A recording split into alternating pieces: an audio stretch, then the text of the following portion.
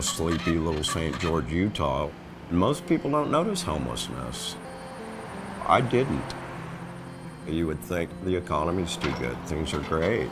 Can't have a homeless problem there. Having gone through that experience, I see it now. The downside of the economy booming is the basics of life are all going up and becoming more expensive. It's a choice between, do I feed my children or do I pay the rent? Salaries for service-oriented workers don't match what it costs to live here. So they're sleeping in a car, they're sleeping in an RV, they are doubled or tripled up with a friend or a family member. Families in the service industry, especially single parents, are having a very difficult time affording housing here, or even finding housing. If you don't have a roof over your head, it's very difficult to be successful in anything else that you do. When you're homeless and you have nothing, you feel absolutely helpless.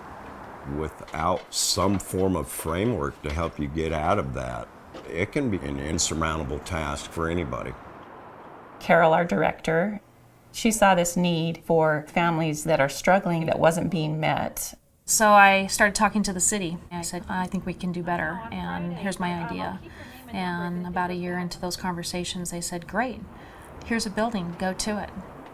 We knew that if you gave people who are struggling tools and resources and listened to their story and asked them what it was that they needed or how it was that they became homeless, then the process of finding a solution became much easier.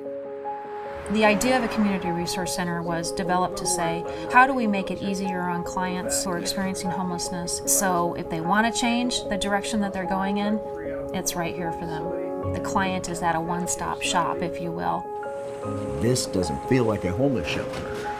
This feels like an outreach program to help those that really want help to better themselves. And all he wanted to do was help Dad cook. Switchpoint is that mechanism on the train track that with a little bit of a turn, you're going in a completely different direction. Switchpoint is the point at which people change. They learn how to get out of poverty. They learn how to be a productive part of the community. When I came here, they showed love to me I never had. When you come into Switchpoint, you're coming into a community, a family that is giving you opportunities to succeed. When you give people that opportunity to contribute, that's where you plant those seeds of confidence. And so we created our own economy called Switchbucks. They start to earn those points at $8 an hour by attending case management meetings, participating in any of our programs, working in our garden, working in our thrift store, working in our doggy daycare. And then they can turn around and purchase things they want out of the thrift store and Switchbuck store. Then they can say, I earned that. The Switchpoint Community Resource Center is just that. The services that we offer here are not only for people facing homelessness, but for the community as a whole. It's much more cost-effective to keep someone housed, if we can, than to try and rehouse them. We have housing resources. We have people that are there counseling them on how to budget to pay for that house payment. We have our case managers here. We have the Department of Workforce Services to help do resumes, practice for interviews. One of our largest resources is our food pantry. It's available to anybody that is having a food crisis. We feed 400 to 600 families every week. This is where they're at. They are hungry. They need help. And not all communities help.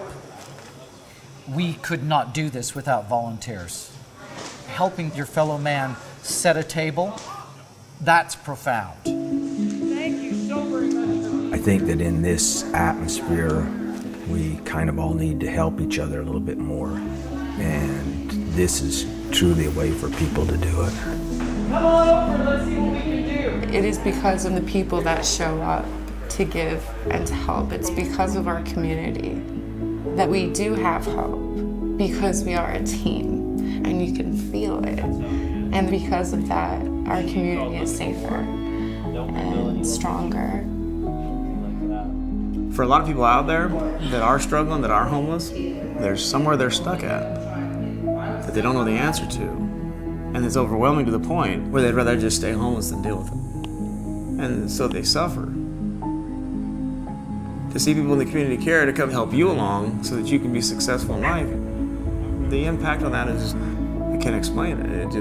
It's a game changer. No one expects to hit rock bottom. Having that resource, knowing that there is someone in the community there to help you through that, is everything.